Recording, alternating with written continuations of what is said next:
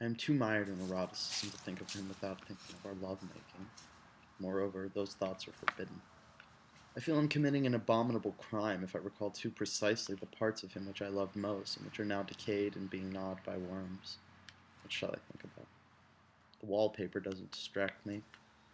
Every flower, every damp spot brings me back to him. I gotta think about him. I idealize the memory of making love so that I can avoid sacrilege. The liveliest parts of his body become spiritualized, and his rod itself, which takes possession of my mouth, has the transparency of a crystal rod. My love-making continues through this icy fog which veils it, with our hair light and tousled but damp with the droplets of mist clinging to it. After walking in the dew with our arms still around each other's waist, we come to a grove and stood under a beech with red bark. The executioner pressed me against the tree, but gently, laughing as if it were a game, a kind of friendly bullying. All along the way, which he trod with long, very heavy steps, almost as if he were booted and merging with the equally long and heavy steps of Eric in boots. From the path to the shore of the lake, in the fog, only the executioner spoke. Softening his too clear voice, which with a few blasts might have dispelled all the mists in the woods, he said, looking at the wet grass, "Now's the time when mushrooms sprout. We might even find some." And 10 yards further,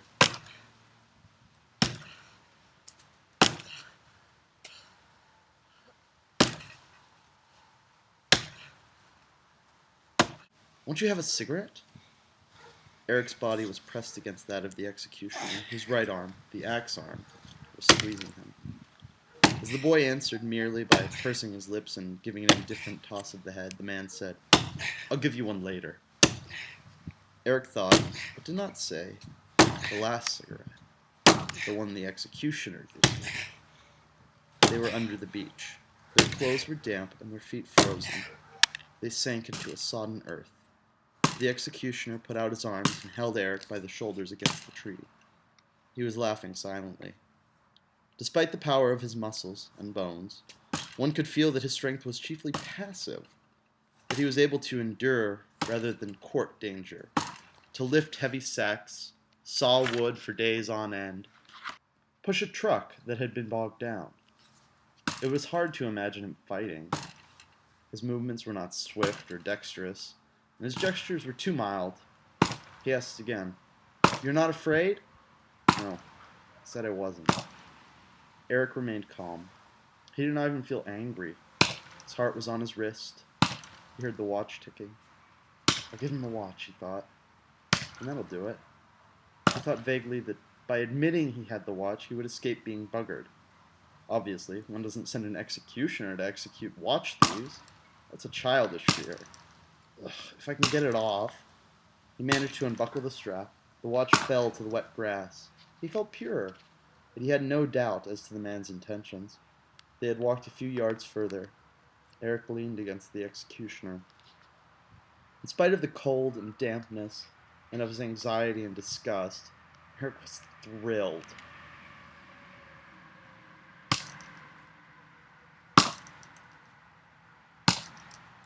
He had a hard-on, he shivered, and suddenly, brutally, he pressed against the executioner. "Ah!" The man's smile faded.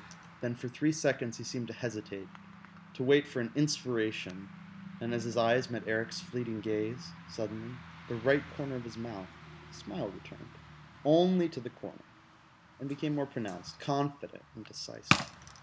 "You're good looking," he said, freeing Eric's left shoulder from his grip and stroking his cheek with the back of his hand. Thus, the most spiritualized form of Jean was giving fleecy asylum to the love of a Berlin executioner and a young Nazi. Let's see it through. Eric and the executioner were locked in an embrace, face to face. Eric's underpants were torn, his khaki breeches were falling down and forming a thick heap of clothes between his legs, and his buttocks were crushed in the fog against the red bark, those soft-skinned amber buttocks, as rich to the eye as the milky fog whose matter had the luster of a pearl. Eric hung from the executioner's neck with both hands. His feet were no longer touching the wet grass, though his breeches were, having fallen down between his naked calves and his ankles. The executioner, whose prick was still stiff, and was now between Eric's pressed thighs, held him up, and dug into the rich earth.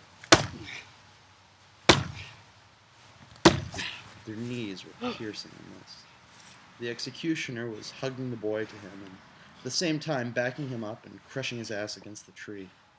Eric was pulling the man's head. The executioner realized that the boy was solidly built and tremendously violent. They stayed in that position for a few seconds without moving, the two heads pressing hard against each other, cheek to cheek. The executioner was the first to break away, for he had discharged between Eric's golden thighs, which were velvety with morning mist. The position had lasted only a brief moment, but long enough to beget in the executioner and the morning's assistant a feeling of simultaneous tenderness.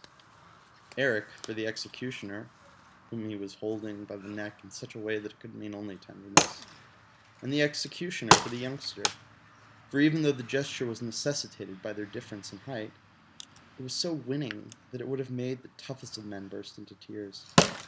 Eric loved the executioner. He wanted to love him, and little by little he felt himself being wrapped in the huge folds of the legendary red cloak, inside which he cuddled at the same time as he took a piece of newspaper from his pocket and politely handed it to the executioner,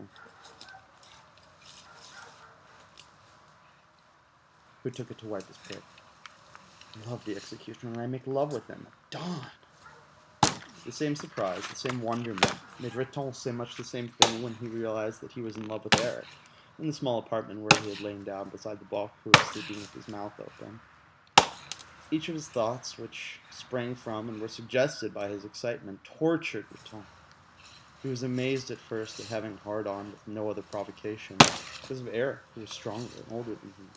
All the same, I'm not a queer, he thought, and a moment later,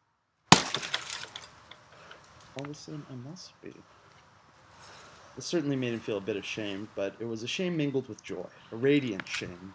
The shame in him merged with the joy into a single feeling, just as the same color, pink and sometimes bright red, blends them. With a sigh, he added, and for a Fritz in the bargain, I'm a real case. Back in the park, crushed by the executioner, Eric thought thus, what a great beginning.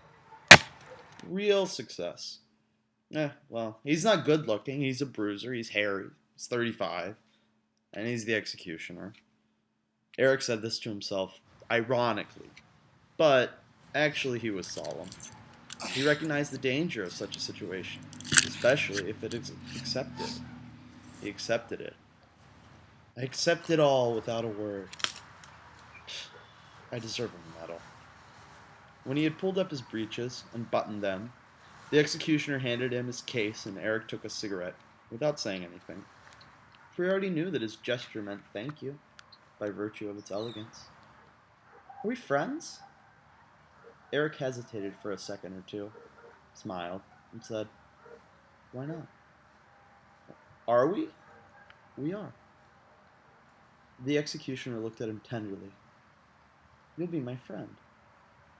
Expressed in this form, the sentimentality of the killer's German soul was addressing the German soul of Eric, which was already replying with a kind of spiritual trembling, a kind of hope. I will.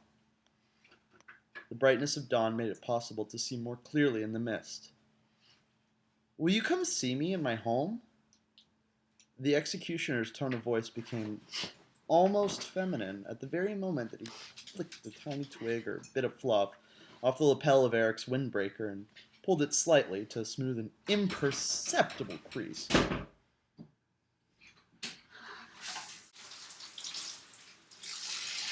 This first and slightly finical act on his friend's behalf did not make Eric smile.